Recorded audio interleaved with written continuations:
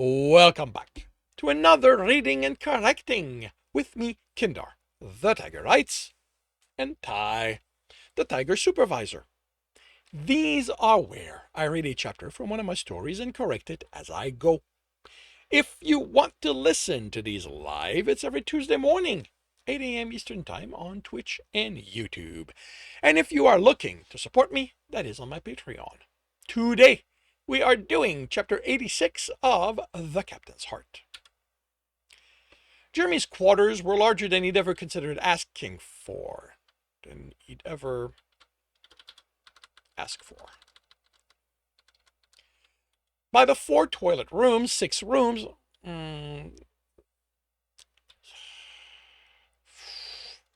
yeah, 4 toilet rooms, 6.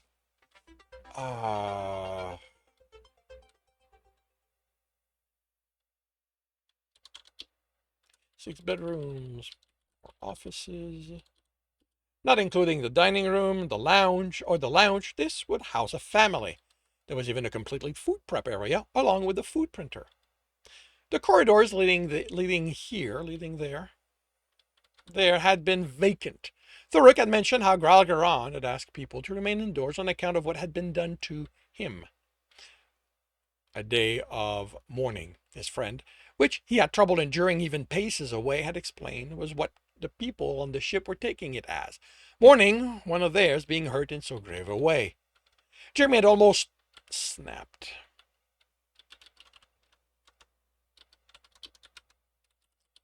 Telling him Gralgiran hadn't suffered one fucking thing. When he realized that wasn't who they meant. They were mourning for how hurt he had been. You know what? He had been. Realizing the people he was now scared of cared for him so much hadn't been the help he wished it had. Whatever that machine had done to him was too deep for knowledge to dislodge. Thurrock had warned him that once he settled in, it would be impossible to insure even this part of the ship, which rarely saw traffic unless they had high value guests traveling with them, would be cleared if he ventured out. That had sounded like a threat. Try to leave and we'll know. We'll bring you back and you won't enjoy how we punish you for trying to leave. It had been a warning. He knew that. They were all aware of the state he was in, the fear he now lived with, and they didn't want to distress him, but they couldn't stop the ship from functioning, and that meant people moving about. Maintenance needed to happen, repairs. Thurrock had asked if Jeremy had wanted company, and he'd immediately moved away, unable to hide the disgust at this suggestion. How could he ever want to have one of them around if he could help it? He'd managed to keep the insult to himself, but couldn't get himself to apologize for the hurt in his friend's eyes. Now he was alone in empty quarters far too large for him.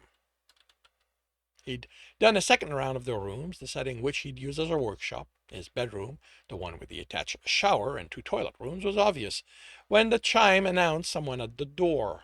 He looked for an escape. There had to be another way out. How had he let himself be talked into staying here, where they could come and go, where they could come and do anything they wanted? He activated the comm on his tablet. Yes, he couldn't stop the trembling in his voice, but he wouldn't let that silence him. He had fought to be on the ship, had told those other aliens who had argued for him to stay on the station. He wanted nothing.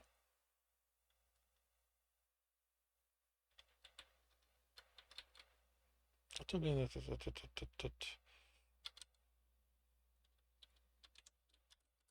told that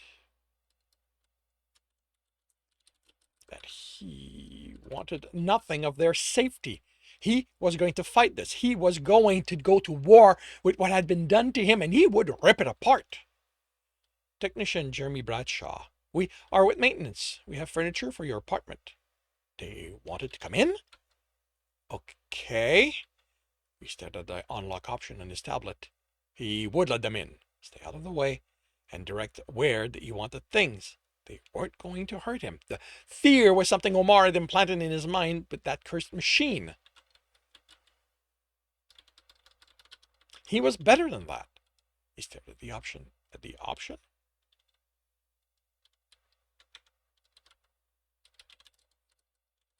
Stared at the button.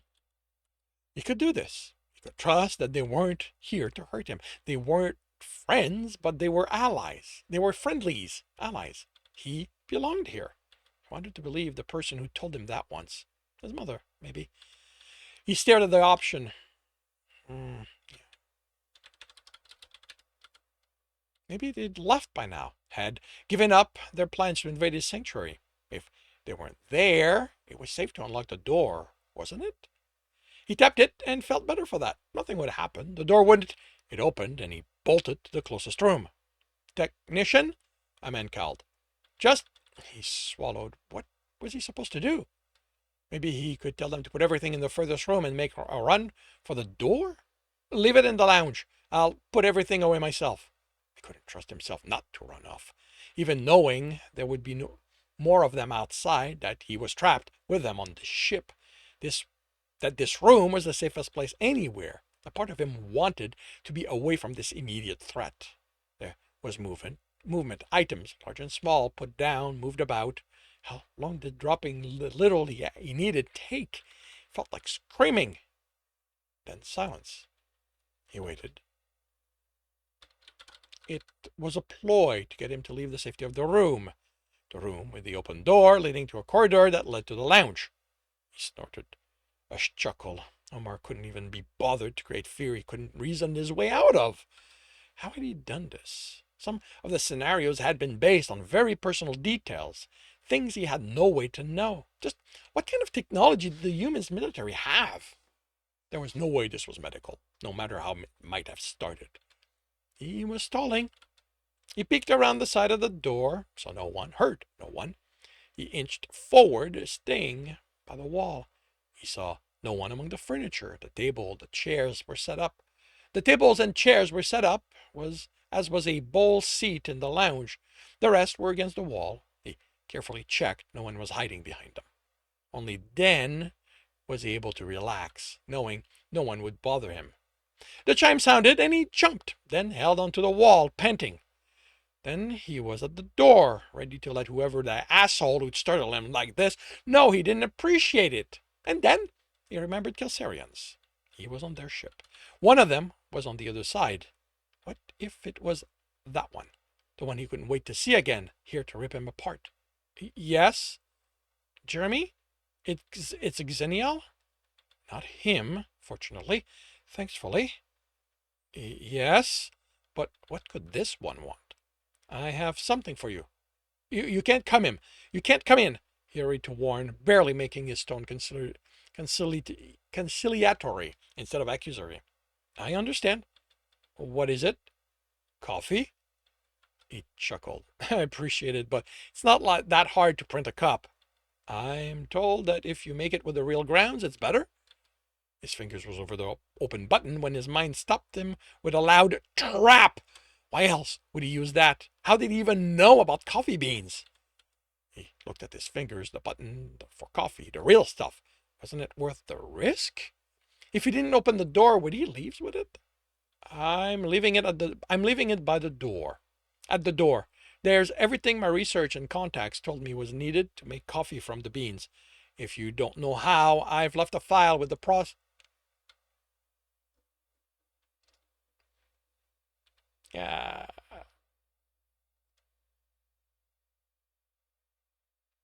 Sorry about that. Something just started speaking to me. Your heart. I'm leaving it by the door. There's everything my research and contact told me was needed to make coffee from the beans. If you don't know how, I've left a file with the process in your message center. Get better, Jeremy. Your heart isn't the only one who misses you. The silence stretched. His finger hovered over the button. By the time he realized that, even without opening the door, there was something he needed to do, to say, Zenial would be well out of hearing range, even for a species with such good hearing. He leaned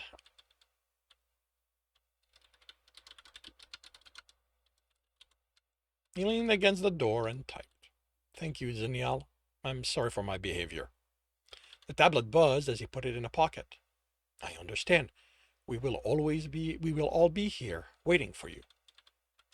Jeremy looked at the message, thought the threat his mind insisted was there, and focused on the meaning. They would wait for him. They would be there once he overcame this. He wasn't alone in this. He opened the door, and on the floor was a large bag with a box containing a variety of devices he wasn't familiar with. He brought that in, set them on the food prep counter, accessed the files, and Neil sent him, and set about making his very first authentic cup of coffee. And that concludes chapter 86 of The Captain's Heart. If you are enjoying this, please leave a like. If you want to know when the next chapter will be up, subscribe and hit the bell. If you want to read this story, it is available on Ream Story. And if you are looking to listen to these live, it's every Tuesday morning, 8 a.m. Eastern Time on Twitch and YouTube.